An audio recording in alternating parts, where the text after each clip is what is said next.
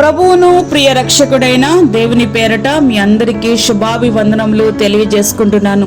Jesus ను creation ministries ద్వారా ప్రతిరోజు అనుదిన ఆహారమును మీకు అందించుటకు దేవుడిస్తున్న కృపను బట్టి దేవునికి ఎనలేని కృతజ్ఞతలు. ప్రియులారా, అందరూ ఎలా ఉన్నారు? బాగున్నారా? నూతన సంవత్సరంలోనికి వెళ్ళక ముందు దేవుని యొక్క కృపను తలంచుకుంటూ ముందుకు కొనసాగుదాం. అట్టి కృప మనకి దేవుడు అనుగ్రహించును గాక. వాక్య ధ్యానంలోనికి మనం వెళ్దాం. ఫిలిప్పీలకు రాసిన పత్రిక 4వ అధ్యాయం 11-12 వచనాలు. నేనే స్థితిలో ఉన్నను ఆ స్థితిలో సంతృప్తి కలిగి ఉండ నేర్చుకొని ఉన్నాను. దీన స్థితిలో ఉండ నేను ఎరుగుదును, సంపన్న స్థితిలో ఉండ నేను ఎరుగుదును. ప్రతి విషయములోను అన్ని కార్యములలోనూ కడుపు నిండి ఉండుటకును, ఆకలి కొని ఉండుటకును, సమృద్ధి కలిగి ఉండుటకును, లేమిలో ఉండుటకును నేర్చుకొని ఉన్నాను. ఇవి అపోస్తలుడైనటువంటి పౌలు గారు జైలులో ఉండి వ్రాస్తున్నటువంటి మాటలు. ఇవి చాలా ప్రాముఖ్యమైనటువంటి మాటలు, మన జీవితానికి చాలా అవసరమైనటువంటి మాటలు. చాలా మంది వారి జీవితాల్లో సంతృప్తి లేని జీవితాలని జీవిస్తూ ఉంటున్నారు.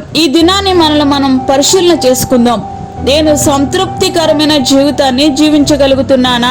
పాత నీరు పోతుంది, కొత్త నీరు వస్తుంది, కానీ బండరాళ్ళు మాత్రం అట్లానే నిలిచి ఉంటాయి.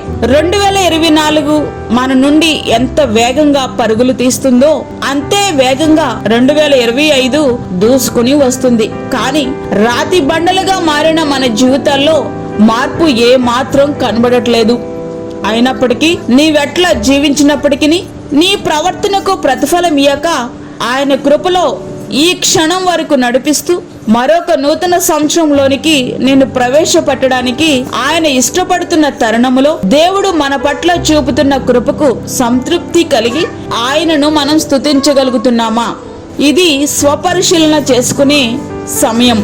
బైక్ మీద వెళుతున్న మనము కారు వైపు చూస్తున్నాము తప్ప చెమటలు కక్కుతూ సైకిల్ తొక్కుతున్న వ్యక్తి వైపు చూడలేకపోతున్నాం.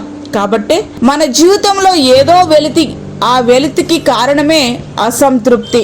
యోబు గారు ఒక దినాన్ని 10 మంది పిల్లలతో సహా సమస్తాన్ని కోల్పోయినప్పుడు చెప్తున్నటువంటి మాట ఏంటంటే, యెహోవా ఇచ్చెను, యెహోవా తీసుకొని పోయెను, యెహోవా నామమునకు స్తుతి కలుగునుగాక.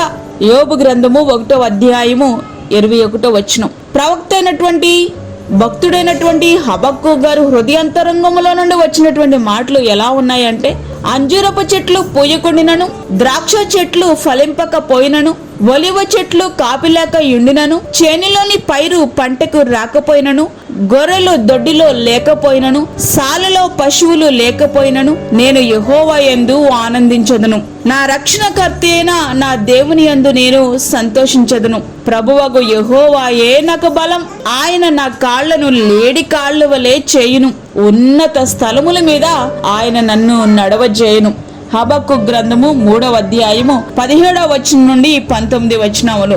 దేవునికి ఇష్టడైనటువంటి దావీదు గారి హృదయాంతరంగములో నుండి వస్తున్నటువంటి మాటలు ఎలా ఉన్నాయంటే, నా ప్రాణమా యెహోవాను సన్నిధించుము, నా అంతరంగమున సమస్తమా ఆయన పరిశుద్ధ నామమును సన్నిధించుము. నా ప్రాణమా యెహోవాను సన్నిధించుము, ఆయన చేసిన ఉపకారములలో దేనిని మరువకుము.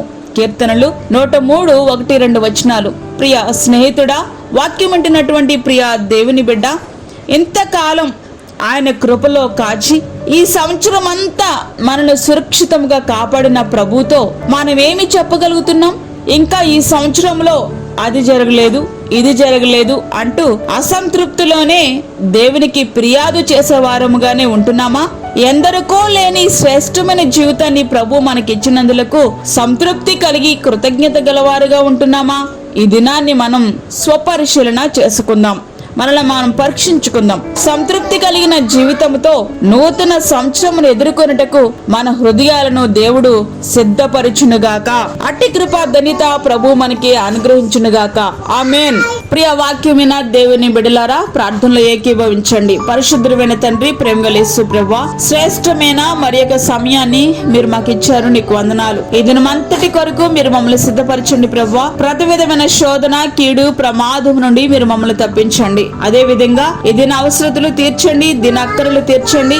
ఈ దినము నీ కృపతో మమ్మల్ని నింపండి ప్రభువా.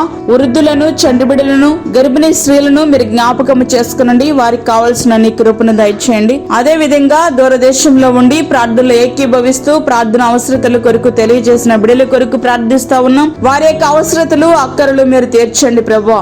అదే విధంగా గర్భఫలం లేని బిడ్డలు జ్ఞాపకం చేసుకోనండి తండ్రి.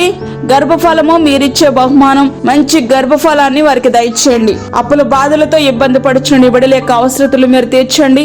ఆర్థిక పరమైనటువంటి అవసరతలతో ఉన్నటువంటి బిడ్డలకు నీ యొక్క ఆశీర్వాదాన్ని అనుగ్రహించండి. ఈ దినమంతటికి కావలసిన నీ కృపను సమృద్ధిగా మాకు అనుగ్రహించి దిన దీవెనలు దయచేయమని యేసు పరిశుద్ధ నామమున వేడుకుంటున్నాము తండ్రి. ఆమేన్.